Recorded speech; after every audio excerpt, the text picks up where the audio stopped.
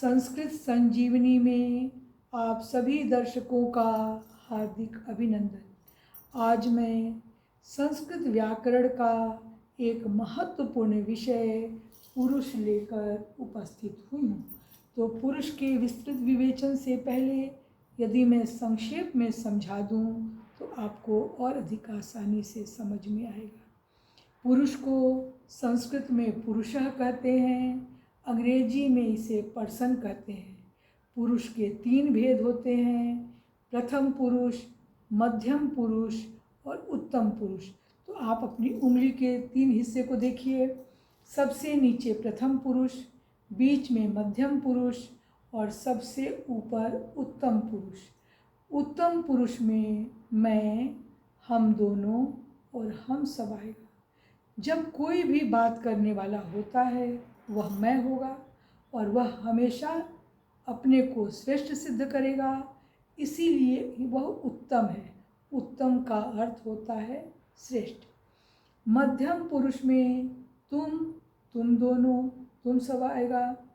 जब बात करने वाला जो उत्तम है वह मध्यम से बात करेगा, तुम से बात करेगा, तो इसीलिए कहा गया कि मैं उत्तम और तुम मध्यम। और मैं तुम के अलावा दुनिया की जितनी चीज़ें सब किस में चली जाएगी? प्रथम पुरुष में। इसीलिए प्रथम पुरुष को हम अन्य पुरुष भी कहते हैं। तो चलिए अब इसका विस्तृत विवेचन हम समझते हैं। देखिए, पुरुष को हमने पर्सन लिखा, इसकी परिभाषा दी गई है। संस्कृत व्याकरणे त्रयः पुरुषा सन्ति। संस्कृत व्याकरण में 3 पुरुष होते हैं। बात को बोलने वाले, सुनने वाले तथा जिसके विषय में बात कहा जाए उसे हम पुरुष कहते हैं। जैसे मैं, तुम, वह, राम, हाथी, घोड़ा इत्यादि। अब देखिए पुरुष के भेद।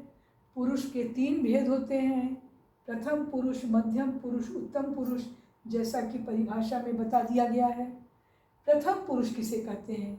जिसके विषय में बात की जाए वह प्रथम पुरुष होता है। जैसे वह, राम, सीता, कुर्सी, मेज, गाय, घोड़ा इत्यादि। जब इन लोगों के विषय में बात किया जाए, किसी के विषय में भी, मैं तुमको छोड़कर, वह सब किस में हो जाएगा? प्रथम पुरुष में।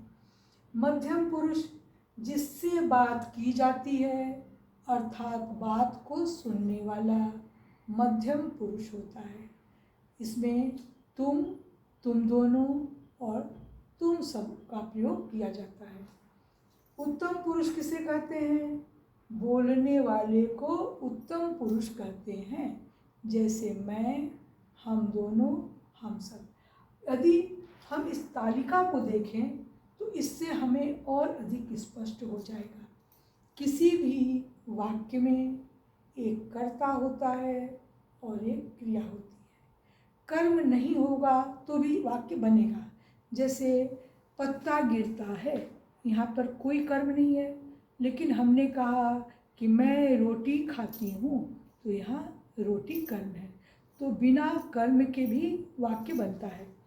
तो अब देखिए, कर्ता के शब्द रूप को हम कर्ता कहते हैं और धातु रूप को हम क्रिया का रूप कहते हैं। अब देखिए, यहाँ पुरुष लिखा है, हमने यहाँ पुल्लिंग का प्रयोग किया है। पुल्लिंग में वह के लिए सह का प्रयोग किया जाता है, वे दोनों के लिए तौ का प्रयोग करते हैं और वे सब के लिए ते का प्रयोग करते हैं। स्त्रीलिंग में वह के लिए सा का प्रयोग करेंगे, वे दोनों के लिए ते का प्रयोग करेंगे और वह सब के लिए ता का प्रयोग करेंगे। नपुंसक लिंग में वह के लिए तत् का प्रयोग करेंगे, वे दोनों के लिए ते का प्रयोग करेंगे और वे सब के लिए तानी का प्रयोग करेंगे। मध्यम पुरुष में तुम के लिए त्वम का प्रयोग करेंगे, तुम दोनों के लिए युवाम का प्रयोग करेंगे और तुम सब के लिए यूयम का प्रयोग करेंगे। त्वम, युवाम, यूयम ये युष्मद शब्द का रूप है। उत्तम पुरुष में मैं के लिए अहम का प्रयोग करेंगे, हम दोनों के लिए आवाम का प्रयोग करेंगे और हम सब के लिए वयम का प्रयोग करेंगे। अहम, आवाम, वयम ये अस्मद शब्द का रूप है। अब इसे हम एक क्रिया से समझते हैं, धातु से समझते हैं। तो देखिए हमने धातु रूप को लिया है पठ धातु। पठ धातु का अर्थ है पढ़ना। हमने लट लकार का रूप लिया है। अब देखिए लट लकार के एक वचन में पठती बनता है, द्विवचन में पठता बनेगा, बहुवचन में पठंती बनेगा। हमने प्रथम पुरुष को लिया है। तो देखिए हमने नोट लिखा है, जिस पुरुष और जिस वचन में कर्ता होगा उसी पुरुष उसी वचन में क्रिया भी होगी। अब हमने यहाँ लिया सह। तो प्रथम पुरुष एक वचन का कर्ता है, तो प्रथम पुरुष की एक वचन की क्रिया क्या होगी? सह पठती। हमने इसीलिए लिखा है सह पठती। हमने द्विवचन को लिया, तो द्विवचन में तो तौ के साथ क्या होगा? पठता। हमने लिया ते, तो ते के साथ क्या होगा? पठंती। हमने लिया त्वम, तुम पढ़ते हो, तो त्वम के साथ क्या लेंगे? पठसी। हमने लिया युवाम, तुम दोनों पढ़ते हो, तो युवाम के साथ पठथ। हमने लिया यूयम, तो यूयम के साथ पठथ। मैं अहम, तो अहम के साथ उत्तम पुरुष एक वचन में क्या है? पठामी। आवाम हम दोनों, तो हम दोनों द्विवचन में क्या होगा? पठावा। वयम हम सब, तो हम सब पठामा।